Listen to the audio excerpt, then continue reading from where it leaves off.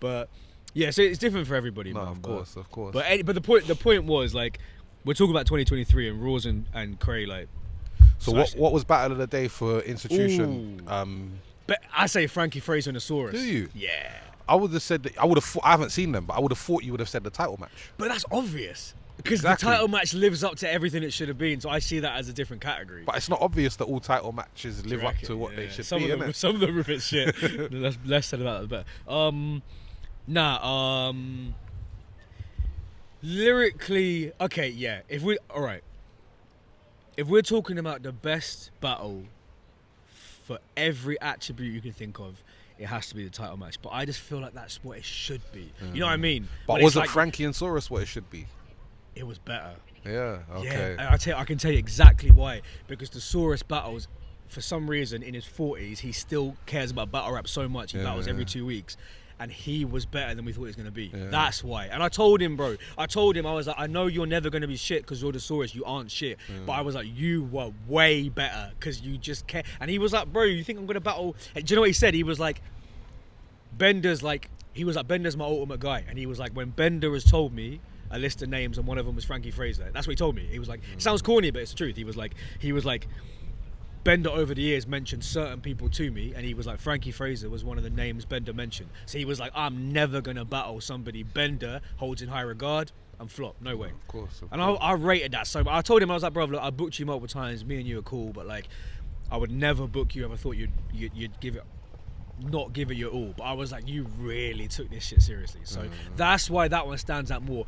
The reason I don't mention the title match is because it's like I went into the event knowing these two want it more than anything, you know what I mean? So it's like, and I just watched it yesterday. I watched the first edit of it yesterday. It's incredible. The battle is legendary. But if we're talking, it's different things. If we're talking about like my favorite battle of the day, that's Reverse and Loso. Okay. Yeah. Favorite battle of the day because you know the story behind it, that it's 48 hours prep. Yeah, so again, that a 48-hour prep battle is never going to be the best battle of the day, but like the fact they did that as a favour. The only people that can do 48-hour prep battles are people that don't have kids. Yep, this I agree. You have to realise. I agree. It's crazy. And people that are still living that battle rap delusion. Yeah, the dream. I mean that as a positive. The dream. Reverse and Loso are in the... No, but that is a dream. They're for in you, the battleverse. For you at the time, to get offered Loso... 100%. How many battles has Reverse had? Like, when under did he start battling? Under 10. Do you know what I mean? Like, there's, again, the Bowskis and shit, they'll be fucking livid if they was active and battling and saying, how come he's got Loso? It's so true. Do you get what I'm saying? Bowski couldn't handle Loso. No, of course. Bro, but this is what I'm saying. It's like there is a lot of people. Battle rap doesn't make sense. I'm using Bowski as an example. No, because bare people would be offended. That's why it doesn't make sense. Bare people who could never step to Loso would be like, why didn't Eurgh me do it? And it's like, bro, because your last battle was in like Burnley. And again, bro, like, the young boys, they haven't really got kids. They haven't got as much responsibilities. Like, give it to them, bruv. Let them shine, man. That's the way I see it. The more battles Reverse does, and the more girls follow him, he is going to have kids soon. So he's got to take as many 48-hour prep battles as I give him now, because once he hits that first groupie level... That's it. This is the thing, though. It's done, bruv. It's done. In 20 years' time, we'll be moguls, and his kids will be battling.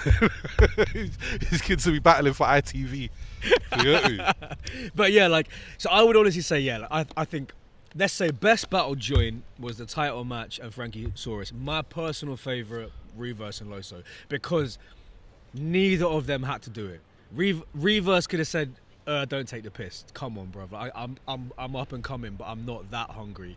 Loso could have been like, don't take the piss. I've spent 4 months prepping for a 2-on-2. I'm not doing it. But that's not what happened. And I don't know if I've said this on the record or not, but like they both had the same attitude. Loso was like, give me someone I can go at easily, that I don't need to know anything about, that you can tell me a couple of things, send me their name, send me about, and I said, I got the perfect person. And then Reverse was like, obviously a bit trepidation, like, I'm not sure, but then again, I kind of sold it to him the same way. I was like, all right, well, I'm going to be honest to you, bro. Like, the reason Loso is willing to take you is because he needs to know nothing about you. And I was like, look at it the same way for you. What do you know about him? And he was like, he's Christian, he's from Florida. I said, it's only one verse, bro. Like, that's basically, I'm shorter than it, but that's basically what I said. I was like, it's only one verse. Like, do you need to know anything more? Because that's what he was saying. We were on the phone and he was like, oh, like, no, I want to do it, but like, I'm gonna be straight. He was. Do you know what he said? He was like, you probably think I know a lot more about Loso than that. He was like, I'm not really that up on him, bro. But like I said, I was like, he's Christian. He's from Florida. He's American. That's enough. Okay, and do you know the third thing or fourth thing? He's had a battle that flopped. That's an angle. Your battle has flopped. That's a fucking angle, bro. And then I'd say I gave him 45 minutes, and he was like, "We're doing it." Legendary. That's sick. Yeah, and he already had bars, and he was trying to spit me bars on the phone. I was like, stop. I don't hate us. So yeah, honestly, I give them props for infinite amount of time, man, and because their battle was amazing. Like they didn't come with some 90-second one round. They both spat for like 5 minutes, and yo, Loso took him seriously. Yeah. Loso took him so seriously, bro. Like almost more than you'd think he would do for Shuffle. Like. No, proper. That was from what I see of it. Fire, bro. Fire. But yeah, day one was sick. Obviously, Yeah, tell me about it, man. The first battle, Cooper versus Shanks, I think. I wasn't super impressed by that. Same. I even said to Shanks, because what happened was a couple days later, they dropped his Premier Battles battle versus, I can't remember who it was, and I messaged him and I was like, bruv, how come you didn't battle like that for me?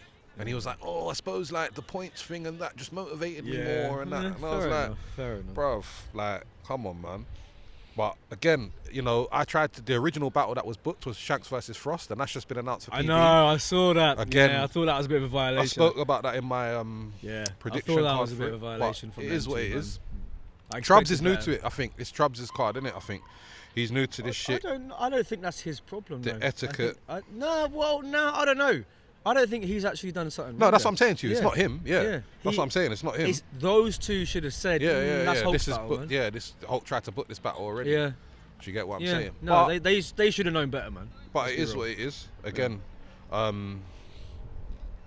hopefully it's a good battle, innit? Either way, like I'm not gonna hate on it, innit? No, fair. It is what it is. So what was your, let's say, like, what was your standout moments of day one? Obviously, Respect BA versus Real Deal. And what was the standout moment from each of them? So Real Deal said he done some description bit where he started describing Respect BA, and he was using bare adjectives, but he was like, you're ghoulish and gauntly, and like he was using bare describing words. Like it was funny, innit? Like and he said when he said he's gaunt and that, like Gaunt, is that what he said? Yeah, Gaunt's a great trust word, me, bro. like I Respect BA. Obviously, he is like one of them That's a good pale word for a dogs. battle rapper as well. He's one of them pale dogs. No, he was using weird words that you wouldn't expect a battle Gaunt. rapper to say. I like that. But he done a few of them. He done a list, like he just listed like what he looks And like. I liked what he did when he was like, what the bit he clipped because he was really proud of it. The bit when he was just like, in your album you had 36 demonic references. Like that's such a random angle to take, but it hit. Again, like what really you said, hard. like what you said about Thesaurus. I felt the exact same about Real Deal. Right. You took. I didn't expect him to be that good because Real Deal is one of them guys. He's got a formula. He knows how to win, but you kind of know what to expect from him, and you see it every time. Where I feel like this time he stepped a little bit outside the box. Bro, he never has a bad show. No, man. definitely. He fucking loves Don't Flop as well. He loves the UK. Proper. Like every time he comes here, it's like a family trip for him. Trust everyone me. likes him. Everyone treats him well. Like Trust me. yeah. So what was your standout moments of BA, and then for the rest of the day as well? BA, one of the bars that I remember that stood out was said something about if I punched you below the belt, I'd hit a kid in the face. that for me was just a fucking. Because it's like a joke, isn't it? It's just like a roast joke. He was doing a whole you're a PE teacher, you're a paedophile theme. Right. Yeah, but again, it was the creativity that he did with it. He didn't just say, "Oh, you're a paedophile because you're a paedophile." I don't remember that bar actually. Yeah, that's good. You know what I'm saying? No, that was he had some good shit. Oh, so then what we saying on Slimbuck Pedro? What's your opinions? Because obviously the consensus is Slimbuck is one of the new guys. But what do you think? Because I watched it and okay, firstly I'll give Pedro props because he took it seriously. Yeah, same thing. Memorized really and spat 3 rounds. Really cleanly. seriously, I give him props. I feel like the crowd weren't really the vibe that Pedro needs, but I feel like, again, it sounds crazy, but if he wasn't as prepped and he done a bit more freestyly and relaxed a bit, he would have got the crowd more on side. Yeah, because people are used to Pedro being a little bit dipping in and out. Exactly. Innit? Yeah, exactly. Yeah. But yes, I guess his prepping had good points and bad points. As a whole, I give him props for 100. not just doing a money grab. But at least in Milton Keynes, he was super, what's the word?